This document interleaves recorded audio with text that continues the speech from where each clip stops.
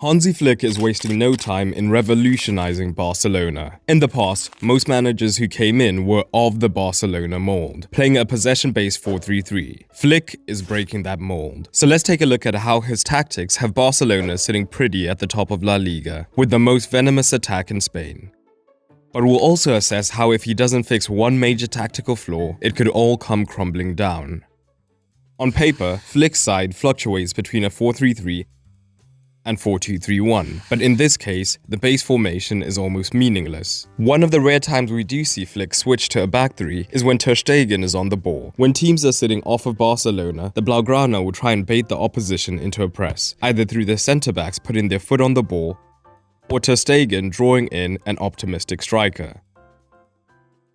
What's interesting is, this is not primarily to give them a numerical overload in the midfield and begin a long possession phase. Instead, it's to build the foundation of his philosophy, which can be summed up in one word: direct. The biggest differentiator between Flick's Barca and previous iterations is how quickly he wants them to go from having the ball in their own third to bearing down on goal. So by baiting teams higher into the press, he's able to create space behind the centre-backs to unleash a longer ball in behind. Keep that in mind because we'll be coming back to that detail soon. In higher open play, the trend around Europe as of late has been having fullbacks invert, either into the midfield or tucking in as a third centre-back. And occasionally, Flick's Koundé will tuck in when the back two are under pressure. But a quick look at the average position of the fullbacks in every league match so far tells you that this is nowhere near his first choice strategy. Instead, he wants these men to remain higher and wider. But this then affects the dynamic of the midfield. The most typical Barcelona trait that Flick has is the fixed pivot, whose role is to distribute the ball around the rest of the squad, allowing his midfielders to push higher. And early in the season, this has been Quesada or Bernal. But any team worth its salt knows how extremely important it is to stop the supply into this man, so that initial pass is often cut out. Flick has already been implementing a few automatisms to combat this, primarily a higher midfielder dropping in to be an option and instantly look for the wall pass into the high fullback.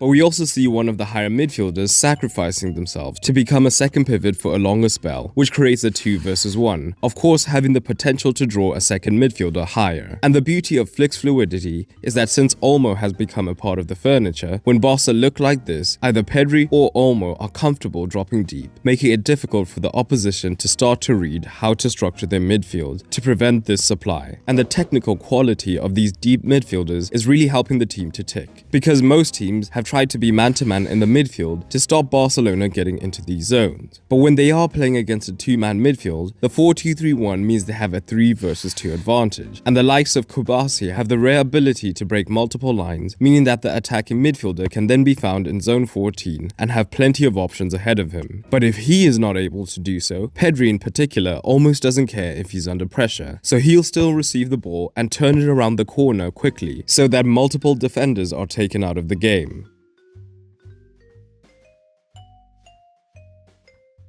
Initially, this key cog in the team was Rafinha, who was incredible in this attacking midfield position, attempting adventurous passes or getting rasping shots in from range. It looked like he had made this position his own, and was genuinely looking like one of the best players in La Liga. But new signing Dani Olmo had to be integrated, and he's also excelled as the advanced midfielder, while Rafinha has moved out to the left-hand side because Yamal has made the right wing position his own. Okay, so all of this works when Barcelona have the extra man in the midfield. But what happens against a 3 where they don't have the natural overload? Well, they still have the overload. Take a look at this table. No team in Spain plays through the center more than Flick's Barcelona. And this is the average team position in the 4 matches they've played. Essentially, the back 4 is fixed, with the left back being higher, but then it's difficult to see a clear structure in the center. But why? Well, firstly, Flick isn't an idiot, and he knew that this rejuvenated version of Rafinha in the center was going to be crucial. So he looked to get the best of both worlds by having both he and Olmo in the center. So he's had his hyper-aggressive left back provide all of the width, and this allows Rafinha to drift infield, so now they do have the overload. But it gets better. The right-hand side is slightly more fluid, as Yamal can stay wide with Koundé then moving into the half space, or these two rotate, bringing Yamal into the inside channel. To top it all off, Lewandowski is not operating as a traditional 9 glued to the centre-backs, so he too is adding to the midfield chaos. In other words, it doesn't matter what midfield formation the opposition use, Flick will always overload them through the centre.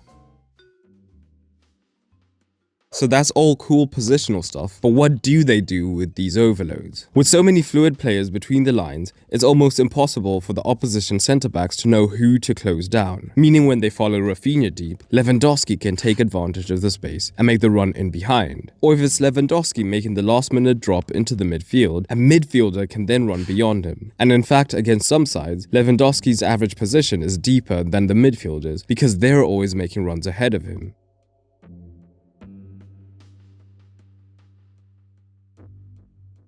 And this is where the directness of Flick comes into play, because the midfielders have the freedom to attempt these high-risk passes even if they result in turnovers. The other key that makes all of this incredibly effective is that there is very little positionalism. So while it does look like this, it can be Olmo or Rafinha dropping deep. There are constant rotations, and players don't necessarily have to stay in certain lanes on the pitch, but rather they can move to wherever they are most effective. This is partly why if the opposition centre-backs don't push up to compact the space between the lines, the close distances between the Barca midfielders mean that combination play can be lethal. But Barcelona also love playing down that right-hand side, and the fluidity is essential to make it function. Of course, Yamal is elite when isolated in a 1v1 whenever those do happen, but Barcelona do tend to overload the right, often with Koundé and 2 to 3 other midfielders dragging defenders across. And from here, the freedom that Flick gives his men means it's less about tactical plays, but instead rotations, with constant movement meaning defenders think they have everything covered, only for a Barcelona man to get free in an inside position and be threatening the goal.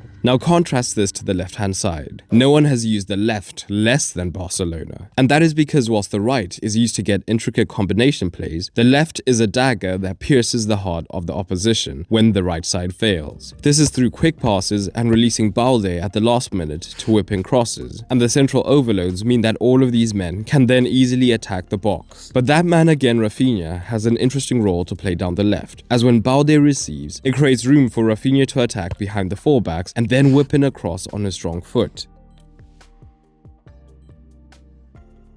Or a space in the inside left channel is created, and he has seen a lot of success using his pace to exploit it. So all of this is great, but what's the one problem with Flick's Barca? One word: defense. One of the reasons having inverted fullbacks is so popular is because having an extra body in the midfield or the defense makes the side a lot more difficult to counter against. One obvious defect though is pushing so many men central, paired with having both fullbacks be so aggressive on the ball, means they're extremely vulnerable in the fullback areas on the transition. But it's their pressing shape that has the most potential to derail Flick's good work so far. Flick wants Barcelona to win the ball high up whenever possible, and the leaders of the press are his wingers, as they are expected to push up with curved runs onto the centre-back. The role of the striker and the attacking midfielder is to stop the ball into the deep pivots. So far, teams have tried to adapt by moving into a flatter 3 to have an extra central option, but Flick will also be willing to move a midfielder higher in these situations as well.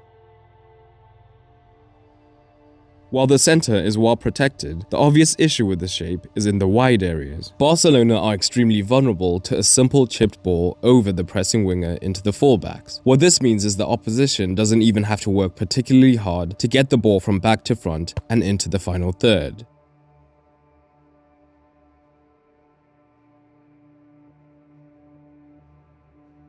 The expectation from Flick is for the fullback to be ready to aggressively back up this press, but this leaves huge issues because the winger is left free in this zone. So if the defender doesn't arrive perfectly on time, it's easy for the opposition to have a winger running in behind. This goal against Rayo Vallecano is the perfect illustration. Barcelona are in that narrow 4-2-4, and it's easy to find the fullback. The left back presses, but it's too late, so the winger has acres of space and Vallecano are into the final third effortlessly. The ball is pulled back, leading to a goal. So what's the solution to this? Is it to have the fullback sit off instead? Well, that doesn't really work either, because now the fullback will be 2 versus 1, because the winger will still be caught high upfield. The centre-back can instead come across, but that also means they're being dragged into these wide positions where they aren't as comfortable. This structure also means that even if the defense does come across, they're always vulnerable at the back post because of the far side winger being able to crash in completely unchallenged.